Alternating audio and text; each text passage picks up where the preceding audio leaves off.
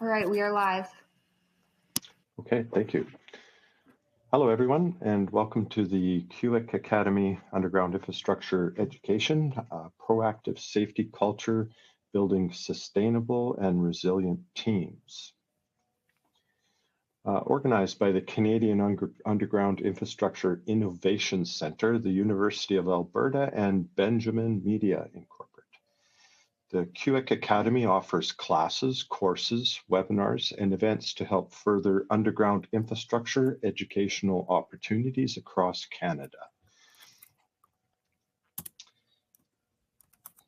This webinar series covers a variety of pressing topics related to the underground infrastructure sector. Speakers include industry-leading professionals who will provide free educational webinar to the public, followed by a question and answer period. Join us on the third Thursday of each month at 11 a.m. Mountain Standard and 1 o'clock p.m. Eastern Time. View the full schedule of all events at cuic.ca and watch previous webinars on YouTube.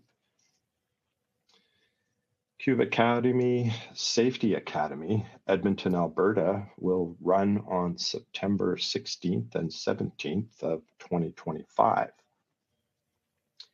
Thank you for supporting underground infrastructure, education, and innovation to Ackerman. Today, we're introducing Tiffanie Mendez, a 29 career professional focused on the design, construction, system rental, and monitoring of temporary utilities for flow conveyance, industrial liquids, filtration, power, HVAC, and environmental remediation. Currently serving as the sales director for Sunbelt Rentals Pump Solutions in North America.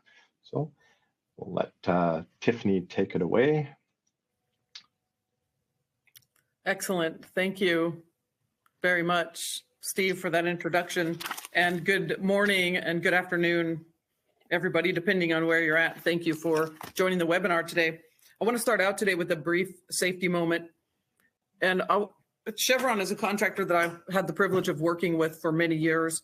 And I just wanted to touch briefly on the tenets of operation that the Chevron company upholds, and really would focus in, I'm not going to read the whole slide here, but want to focus in on a couple of things here where Chevron talks about do it safely or not at all, and there is always time to do it right.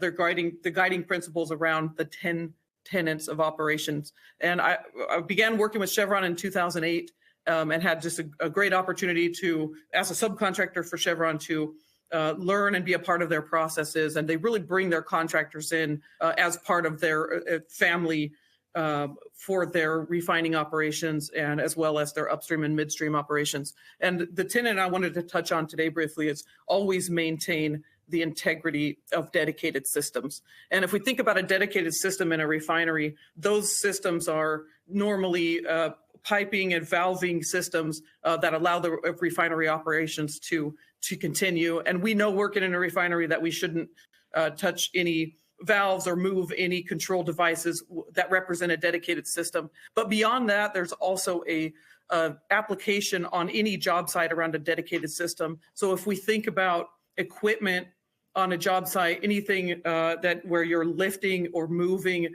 earth or materials, each of those, whether it's a skid steer, a mini excavator, all of those things represent what would be a dedicated system. And especially if we think about the rollover protection system or the ROPS system for any of that equipment, it all has to be engaged, functioning, and working properly for that piece of machinery to be a dedicated system. So the operator in the cabin with the seatbelt fastened and the armrest down in order to engage the devices. There was recently an incident where an operator was attempting to change a bucket on a mini excavator from outside of the rollover protection system, so standing on the treads while with the ROPS engaged, but not inside of the seat, and attempting to maneuver the controls from without the protected area of the machine, and again, with disastrous consequences. So it's on my mind around safety that we have to treat every piece of equipment and machinery as a dedicated system, just the way we would a pipeline assembly in a refinery.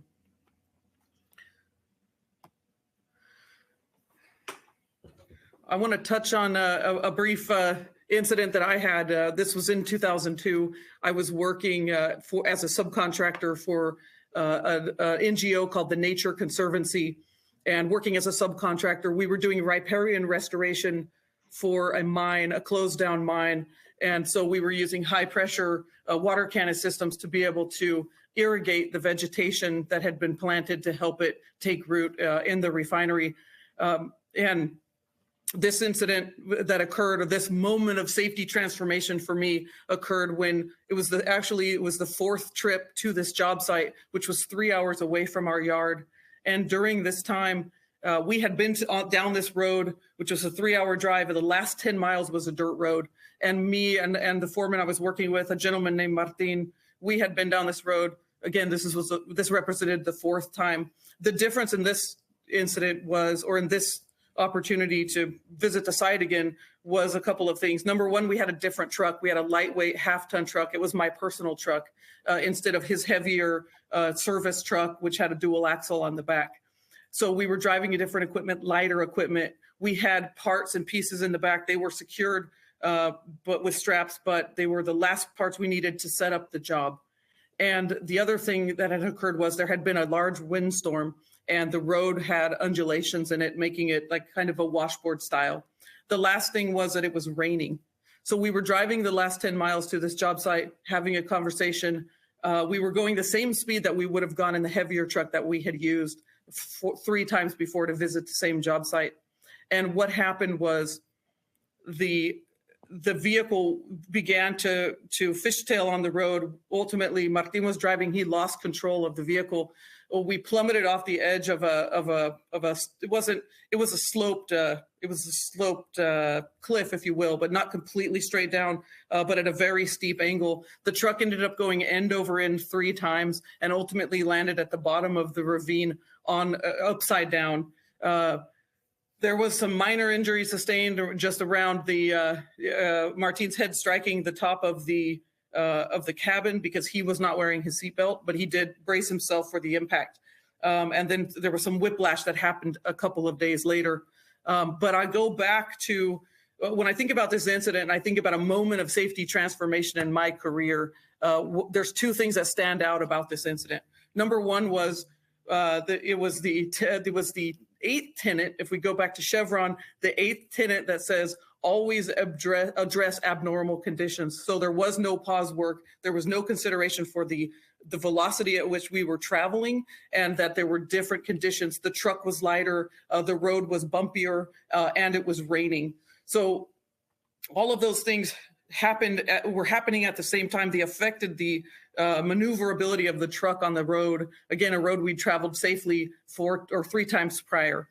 And I bring this up for 2 reasons. Number one is I didn't know until 2008 about the tenets of operation, and I didn't know about addressing abnormal conditions. But what I did learn from that incident was the mad respect that everybody needs to have for a moving vehicle, and just the force if you're traveling a certain direction and then you end up going a different direction, the force of that vehicle and the impact, and how life-changing that is, especially if you survive an incident like that.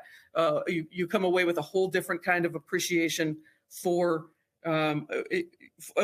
just what a vehicle can do. And it certainly was a moment of safety transformation for myself personally. The other thing that stands out, and again, this is going to relate to everything we're going to talk about after this slide. The other thing that really stands out for me here was when we called our leadership to let them know that there was an incident. An incident occurred. It was a total loss for the vehicle.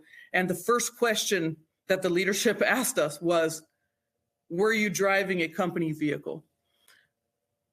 So again, the question made me take some pause around what might have been a better question to ask with 2 employees that had just been involved in an incident of that type. But the main concern was, again, around the rolling stock asset and what that represented as a loss for that organization. And I think at some point they might have followed up and said, are the two of you okay?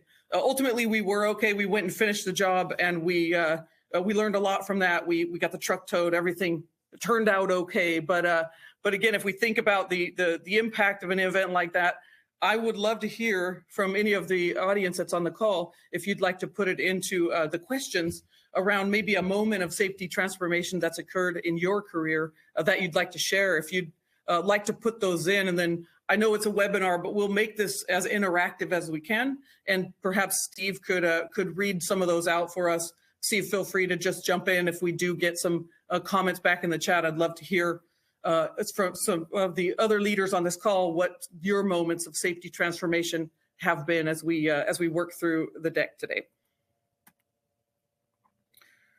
So, Steve, if you could just let me know if there's any comments, and we'll pause and read those out. Okay, I'll do that for sure. Okay, thank you. So here's some of the terms we're going to explore today. Again, if we think about relating it back to the incident and how, as young employees, how we felt about being asked, "Hey, is the truck okay?" or was it, obviously the truck's not okay, but was it a company truck or was it your personal vehicle? And you think about all these aspects that weigh in and that kind of shape a person when you've been through something like that early in your career. And again, back then in 2002, I didn't know about all these concepts, but as I've gone through my career and thought back on some of my early experiences, they really, really hit home. So these are the things we're going to cover today. Again, we're not going to park for too long on any slide, but we'll talk about culture, psychological safety, discretionary effort, differentiators, sustainability, and then resiliency, which is the theme of today's presentation. We want to relate everything that we're talking about as a concept back to creating a safe environment with sustainable and resilient teams. This is another comment here again of something that has stood out to me for the last, call it 5 years. In 2019, there was a number of us here at the organization that were tasked with creating at the time with creating a diversity, equity, and inclusion task force that would shape kind of the direction of the company, how we were going to go forward with our employee resource groups. And so there were 20 of us that got together and came up with a framework. And Jessica Fox she's a recruiting director that works here with me as a teammate. And I remember Jessica saying, because we had all these great ideas about guest speakers and all this stuff we were going to do, and we were really going to get it right. And Jessica said, there are things we can do right now in our organization, things that cost $0. And it's all about cultural enhancements and creating an environment where teammates feel welcome, valued, respected, and heard. When we can do that in our environment, it doesn't have to cost us any extra money. It's simply, we could put an acronym on it, but I think that, before the concept of diversity, equity, and inclusion was a thing that's viewed in different lights by different people and can be polarizing, we could just go back and call it good leadership and about leaders doing the right thing. And again, doing the right thing and providing in an environment where people feel a sense of belonging doesn't have to cost money. So the first concept we're going to touch on here is culture. And if we think about culture, it's simply the personality of an organization. And it's about what we're known for either internally or externally or both. And any enterprise, any organization, whether it's not-for-profit or whether publicly traded or private, every organization has a culture. And that culture is shaped by the leadership and by the teammates. The more opportunity that the teammates can participate in the decision making and into a sense of belonging, the more those teammates will begin to help affect and shape the culture of an organization. Again, in a very high power distance style organization where there's decision makers and then there's doers, those cultures are mostly shaped by the leadership. And in a more of a team-based environment, everybody has an opportunity to shape the culture, the personality of the organization. The next topic we're going to touch on is just briefly is psychological safety. So we think about psychological safety being creating a space, an environment in your business and your organization where individuals feel comfortable and empowered to express their thoughts, opinions, and concerns without fear of negative consequences. And if we look over at the little pie chart on the right, these are all different parts of psychological safety. If you break it down even further, and they all relate back to how much an individual will participate in the problem solving and the creativity part of an organization is about how psychologically safe they feel and what kind of empowerment they feel to stop work, to do a take 10 if conditions don't look right, to look out and have care for a teammate. And again, a big one, contributor safety, feeling confident in contributing ideas and taking risks without fearing negative repercussions. All of these things are affected. We as leaders can shape how the participation and how the buy-in is happening by the psychologically safe environment that we can create for our employees or detract from, depending on how we show up and how our culture is for an organization. So if we think about this, the stop work or the pause work, whatever a particular organization is referring to it as, but addressing abnormal conditions, the empowerment around speaking up has everything to do with whether a teammate feels psychologically safe. A little later in the presentation, we're going to talk about this a bit more, relating psychological safety to physical safety. The two are extremely interrelated, and we really can't have one without the other because there is such a physical effect on the way people are showing up and the confidence with which they approach their work, depending on how how the culture of their organization is. I'm going to touch on discretionary effort here just for a second. And this is really, if you think about the secret sauce of competitive advantage and also the intentionality around looking out for teammates and looking out for hazards on a job site, the discretionary effort piece, the extra effort employees are willing to give beyond the basic duties of their jobs. And discretionary effort is shown to be highest at organizations that prioritize an employee culture of respect, teamwork, and belonging, where contributions are recognized and idea sharing is encouraged. So the belonging that the employee feels is direct relation to the discretionary effort. So if you think through like employees participating in an employee resource group or doing participating in some not-for-profit or volunteer opportunities that the company is involved in, those things would be discretionary effort. It's also just a salaried employee that's willing to stay late to take care of whatever needs to be taken care of to make sure things are set up for the next day. All of those things factor into a discretionary effort, and it is especially if you think about a capital-intensive business that's got a lot of parts and pieces, a lot of equipment, a lot of services and equipment that has to be delivered and installed, and where margins can be razor thin. If we think about discretionary effort in that aspect, it is competitive advantage for a company, but beyond that, it's also a safety advantage for a company, just that belonging that teammates feel that drives them to give the discretionary effort. Or conversely, if they're not feeling that, and how they then feel about contributing beyond the basics of their job duties.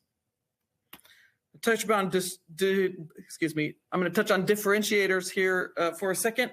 And again, very much tied into discretionary effort, but differentiators being the unique aspect of an organization, often cultural, that provide competitive advantage in the marketplace.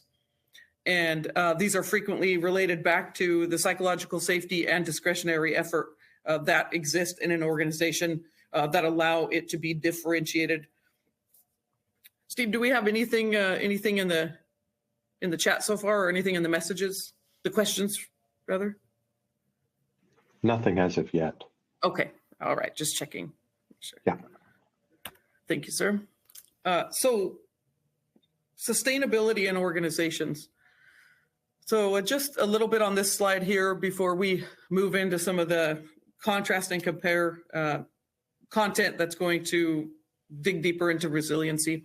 But sustainability in organizations, again, just refers to the ability of a business to operate in a way that meets present needs without compromising future generations. It involves balancing economic, environmental, and social responsibilities to create long-term value.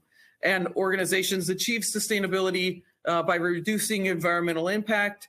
Again, to get some tips there around energy efficiency, waste reduction, responsible sourcing, promoting social responsibility, fair labor practices, diversity, ethical governance, and then embedding sustainability in strategy. And this is a big one here. If we think about the things we can do that cost $0, embedding sustainability in strategy, making it a core part of decision making rather than an afterthought, and weaving those sustainability concepts into the strategy of an organization.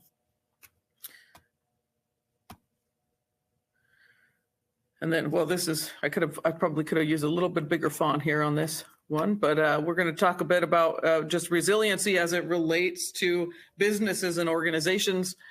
So adapting to challenges, disruptions, and uncertainty while maintaining stability and growth. This again comes from, this is a mix of Forbes and McKinney, where I've pulled most of this information from. So thank you to those two sources for the great work they're doing around organizations and organizational behavior. But here we say that companies that prioritize resilience can bounce forward rather than just recover from setbacks. And some of the pillars of resiliency in business, again, that related very much to our teammates and to their psychological safety, agility and adaptability. Businesses that embrace change and make quick, informed decisions can navigate crises more effectively. Strong leadership, leaders who foster psychological safety and empower teams to take ownership of outcomes, help organizations remain steady during uncertainty. The third one would be proactive planning. Instead of reacting to disruptions, resilient organizations anticipate risks and prepare strategies in advance. And then the last would be cohesive culture. A strong and unified workforce that shares knowledge and collaborates can withstand challenges better.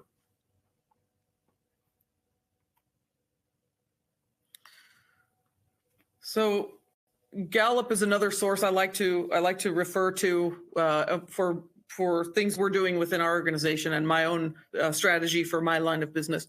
Gallup estimates, again, apologies to our Canadian teammates here, the information's around the US. So I would anticipate Canada scores were better, but I didn't have access to that information. But again, actively disengaged employees cost the United States up to $605 billion each year in lost productivity. To create a workplace of truly engaged employees, each of these four elements must be alive and thriving in an organization. So for Gallup, it's enablement, it's energy, it's empowerment, and it's encouragement. I love the way they frame this, and it takes me right back to, though, if you think about 4 levels of employee engagement, those can relate right back to the resiliency of an employee to withstand challenges and to help an organization weather uncertainty and change by having that commitment and buy-in. But again, it starts with us as leaders creating an opportunity and an environment where our teammates feel empowered and encouraged to participate and to be part of the decision-making process. But yeah, so Gallup, what I love about Gallup is, number one is the surveys and the data collection that they do from a broad, on a broad range of topics, but in their organization and workplace culture part of their business, to spend a lot of time digging into what's not working in organizations, what are employees saying, and then taking that data and then putting it kind of in a framework to say, here's what we're seeing and hearing out in the world, and here are some things that organizations can do to be part of it. So anyone who's not been on Gallup or looked at some of their stuff, it's just, I have all of the resources at the end of the slides. All of my sources are cited, but please check it. It's free. You just go to gallup.com and you can see a lot of different results of a lot of different industry surveys. Pretty modern. Again, this was 2024 data that I was able to get from the Gallup website. And then a lot of neat tips and tricks that can be used, that we can use in our own workplaces. Again, just relating it back to things we can do for our organizations to build resilient teams and things that cost $0. Hey, Engagement Tiffanie? concept. Go ahead, Steve. Comment, one that's kind of related to what you were just talking about there. Working on large-scale projects where poor safety culture results in low morale for the manpower, and that's I think that's directly with what you're talking about as well. Yeah, absolutely, Steve. It's that's a very timely comment, and 100%. So working on large-scale projects where poor safety culture resulted in low morale of the manpower. Yeah. So we know, all of us, everybody that's joining me on this call is relating it in their mind. I'm sure right now we think about being on a job site where you already had a couple of things. You were probably short-staffed. We know skilled trade labor is at a premium right now. There's a shortage in the industry. We think about skilled trade, mechanics, technicians, truck drivers, those positions so hard to fill for all of our organizations. So in many cases, we're already working short-staffed on the job site. Then there's stress and urgency whether we're the prime and we're talking directly to the owner, or we're a subcontractor that wants to just meet our deliverables so that we have a critical piece of work so the project can continue. All of that already creates a culture of short-staffed and stress and urgency. Put on top of that, the low morale that is created when there is either a poor safety culture or safety issues are allowed to continue, or the standards don't look the same for everybody. And I've got it right here on the slide. It's crazy, Steve, that they landed together.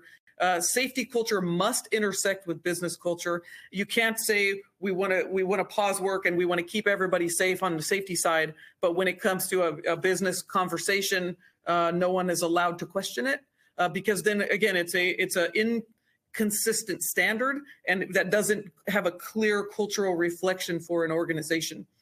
So lack of credibility, then do as I say, not as I do. I think about a superintendent showing up at a yard or on a job site, and everyone else is in full PPE, and a guy's walking around out there in penny loafers.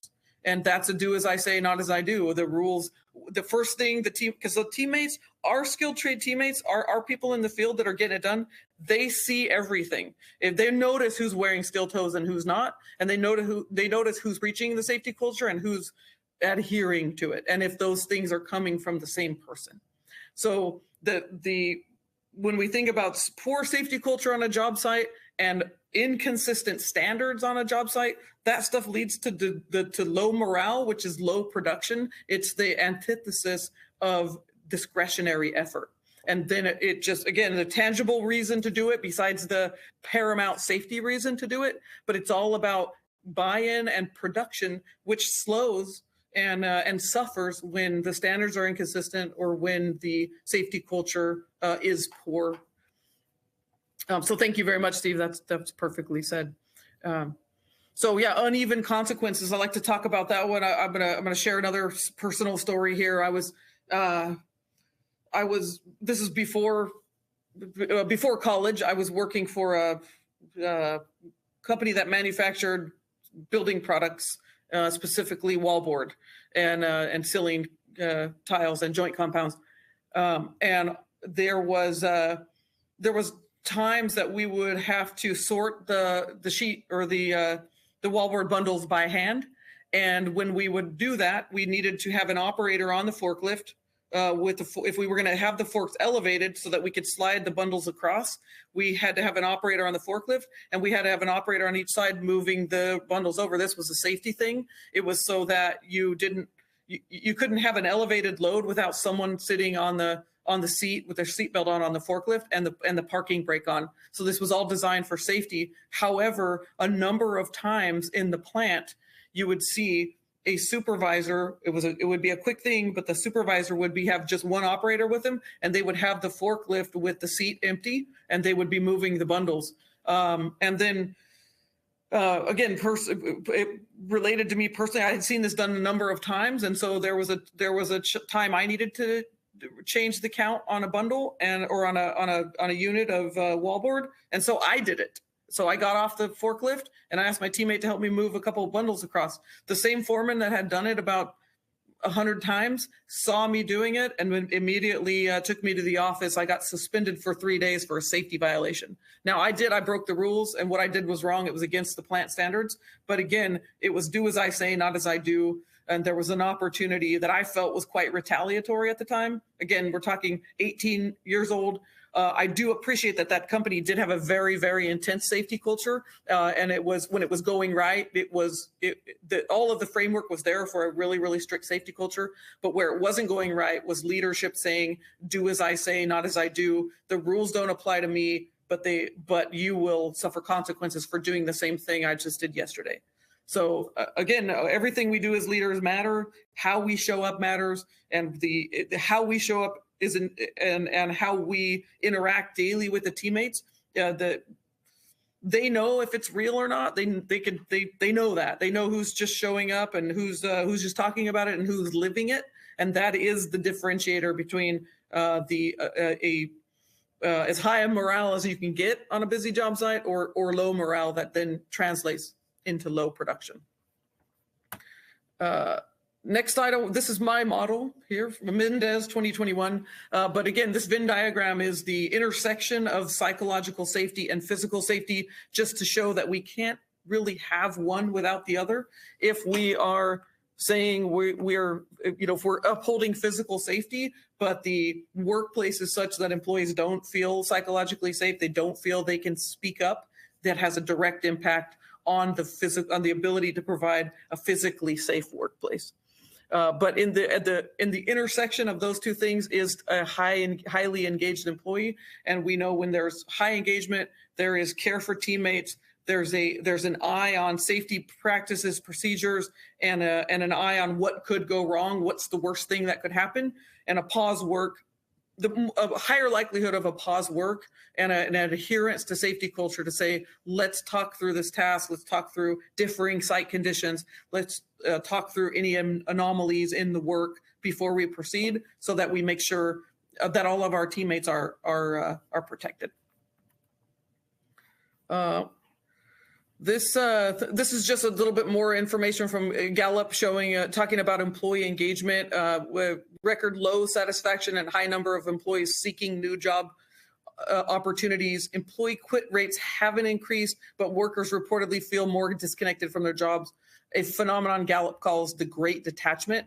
And again, this is right from the employees that were surveyed in the field. Key areas of decline include clarity of expectations, feeling cared for, and encouragement of development. So again, these are things that we can affect as leaders. These are things we can affect right now in our workplace by just having a open conversation with a teammate, checking in on a teammate, and asking them about what's the next thing that they would like to do in their career. Some of these things are things we could do right now. And I go back to Jessica's comments, things we can do that cost $0. I'm going to go a little deep here, but I know this crowd will appreciate it. We're going to talk a little bit about Maslow's hierarchy of needs, and we're going to relate it to the hierarchy of controls. This is always a fun one, so bear with me here. Abraham Maslow was an American psychologist who developed a hierarchy of needs to explain human motivation. His theory suggested that people have a number of basic needs that must be met before they move up to the hierarchy to pursue more social, emotional, and self-actualizing needs.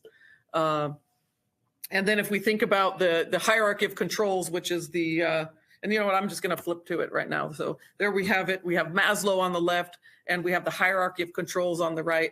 I like this illustration, not just because it's colorful, but also because if we think about how these two models relate to each other, it's just a visual that we can have in our minds as we engage our teammates in the field and as we create resiliency in the workplace, to think about what that looks like. And I love the visual representation here. So the hierarchy of controls was introduced in 1950 by the National Safety Council. And it was a safety system that was aimed at reducing exposure in the workplace and on the job site. And then the reason the pyramid is upside down there is because elimination should always be the best way to protect our teammates. So anything we can do to make their work environment safer, it should be elimination followed by substitution. Is there a better way to do it that puts team members, or that takes our team members out of harm's way? And then the engineering controls, are there things we can engineer into our process, again, to keep our workers protected, and keep our teammates protected? And then administrative controls around, no-go zones and lockout, tag out. And then the last line of defense and the least effective but necessary, but the last line of defense being their personal protective equipment. Again, if the job site's not safe, if there's not a focus on the safety of and the ergonomics of the job site, PPE is the last line of defense, but it's not an awesome one. And then going back to Maslow, this pyramid faces the other way because we're talking about physiological needs being met first, followed by safety and security needs before, and then community. Here, Maslow calls it belonging and love, but we could talk about just community and connection in the workplace. Those things then lead to self-esteem. And then above that, at the pinnacle of the pyramid here, being self-actualization, which is that creative space where employees and teammates are specifically thinking about how we're an active participant here in our organizations. How do we actively participate? We feel valued, we feel respected, we feel heard. And now how do we actively participate in making our organization the best? Because I'm, as a teammate, I feel belonging here, and I'm at this place of self-actualization in my career journey with my employer or with my organization. So, so that's my relation here with the hierarchy of controls and Maslow's hierarchy of needs. Again, these slides will be available after this presentation. I believe it will be on YouTube. So feel free to. This is all sources are cited at the end of the presentation, but all of this is free for the taking and for the use in your organizations. Here's just another look at Maslow. If we think about the engaged employee, so relating this right back to employee engagement and resiliency in the workplace. So it's a bit of a more simplified chart for Maslow, but again, it shows. You can see that's the sad face at the bottom there showing the demotivators, and then the happy face at the top showing, on the bottom there, the gray shaded areas is security and survival. So if that's the place our organizations are living in, it's a heck of a lot harder to have a true psychological safety culture, to have resiliency. Right there, folks are just thinking about like survival. I just got to get through today. I got to just show up, do my 8 hours, not get hurt, and then go home. But if we get up to the belonging, importance, and self-actualization piece, that's where the competitive advantage and true safety advantage begins to happen.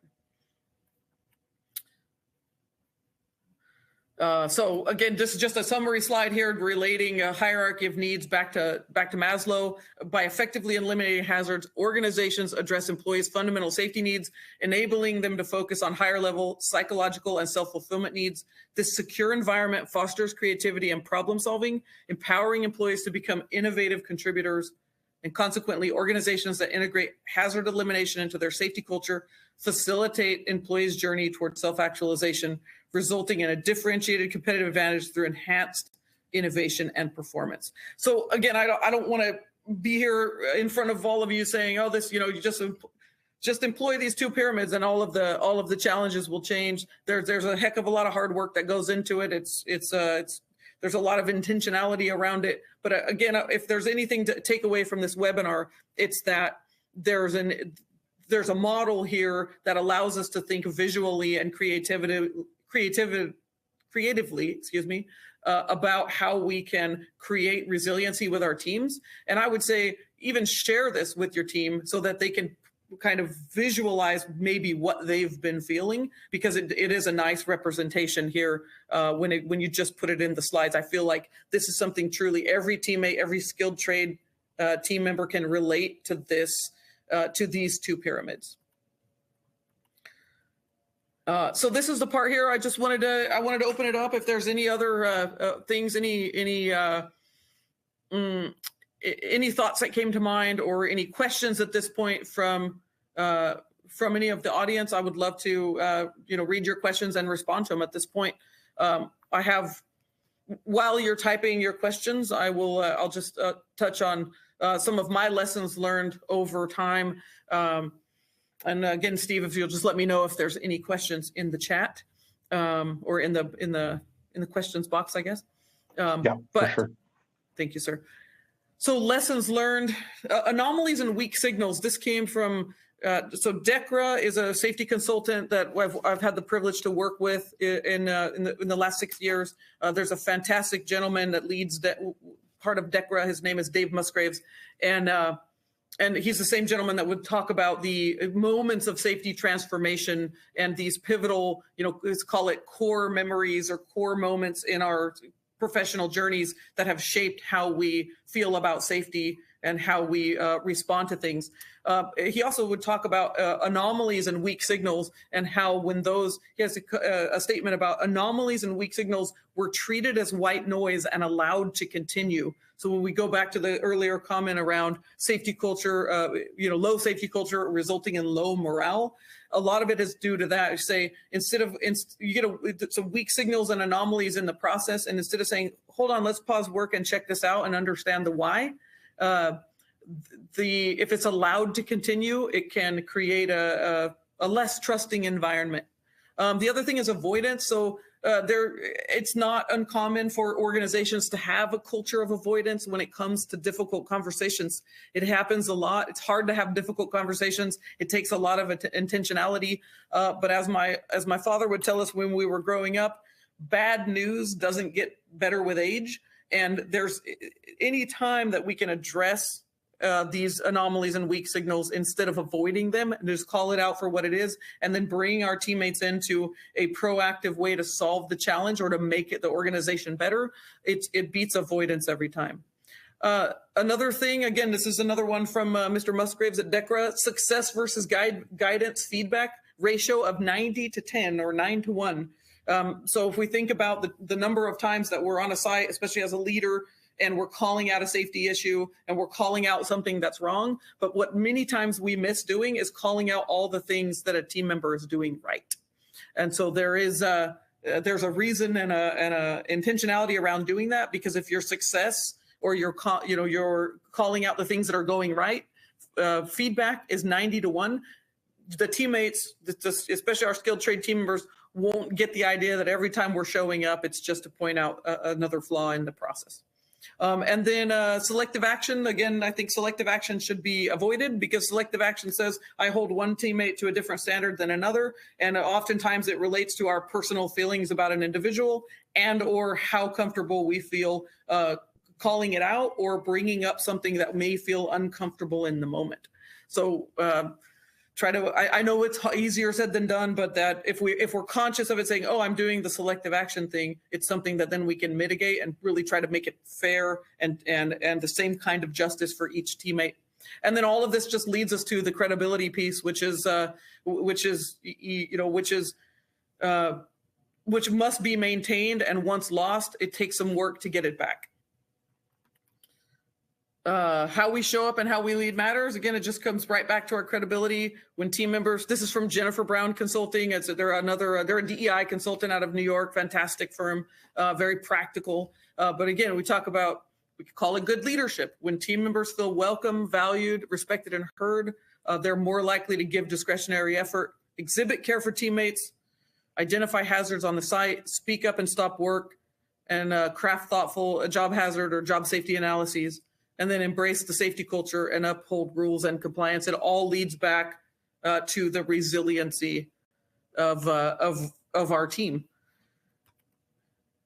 So this is again just a slide that I came up with when I think about my own personal inventory every day of self-reflection, and say, what did I do today that went well? What are some things I can do better? What are some things I need to work on?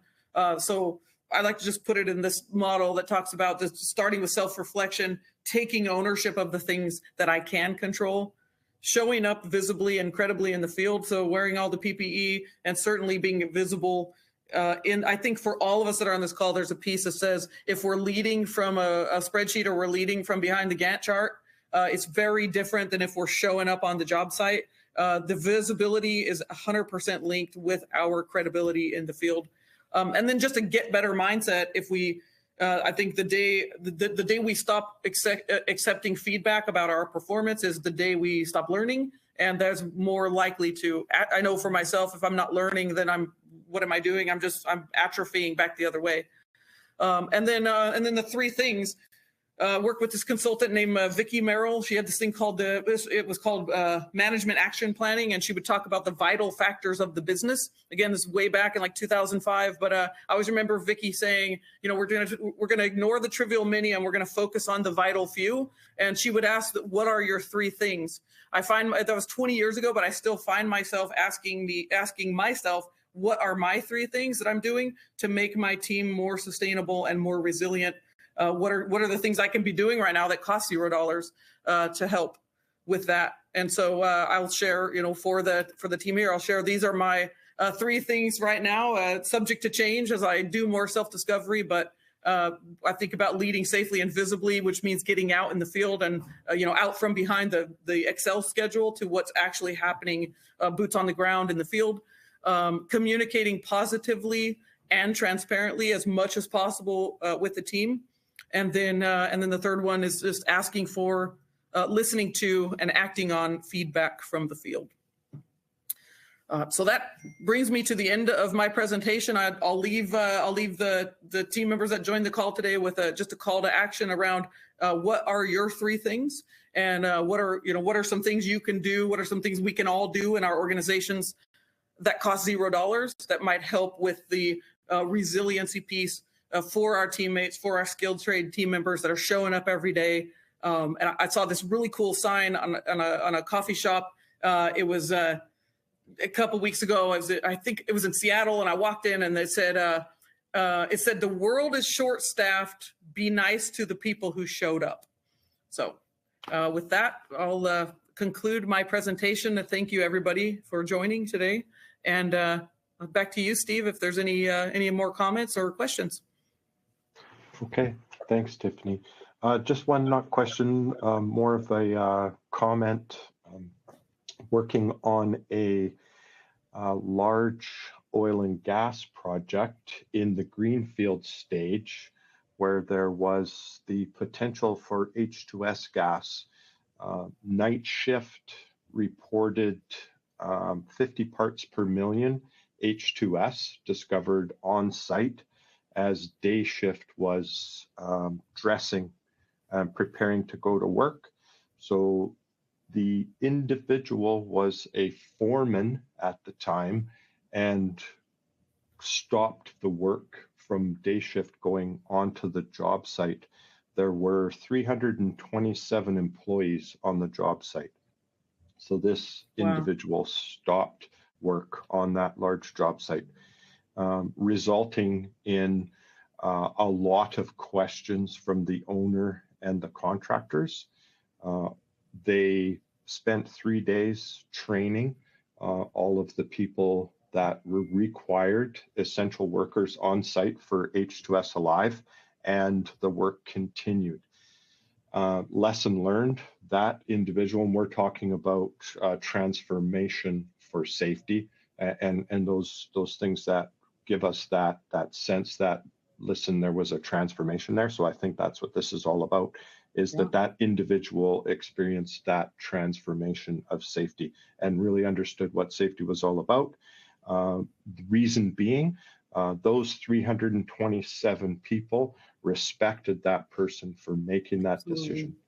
And that I think that's a really good example, Tiffany, of what you're talking about there, and a great comment. Thank you, yes, for that comment. That's amazing, and it really ties into everything that we've discussed today.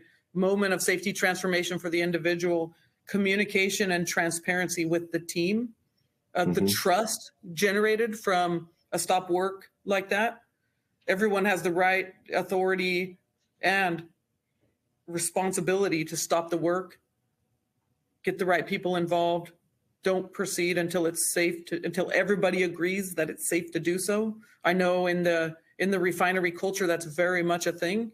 And often you'll be, if you're even if you're a subcontractor, if you're attending a morning huddle, you'll be called upon to say, define stop work authority. And everybody needs to know what it is, but an individual stopping the work like that and then dealing with the fallout around production stoppage and why did you make this call? I could completely see that being a moment of safety transformation, especially early in one's career, where you're leading in the field level. And but the just everything that comes out of that is all of the right stuff. I would say that even when the outcome from leadership isn't what it should be around the feedback around stopping work, it's still the right thing, and it still propels you in the right direction, whether it's with that organization or another.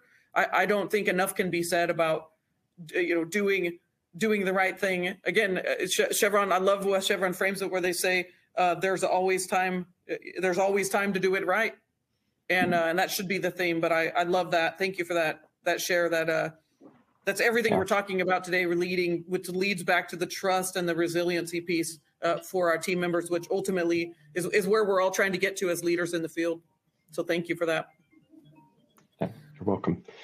Okay, so next slide here, we have our references. So like Tiffany was saying, these will be sent out. And we want to thank everybody for participating in the webinar today. And we have all of our QIC members as well that we'd like to recognize in this following slide. So I think that's everything. I'll hand it back over to Allison at this point. So thank you to everyone that participated. Yes, thank you all for being here. We'll see you next time. Thank you, Tiffany. Thank you, Steve. Thanks, Allison. Thanks, Steve. Okay, thank you.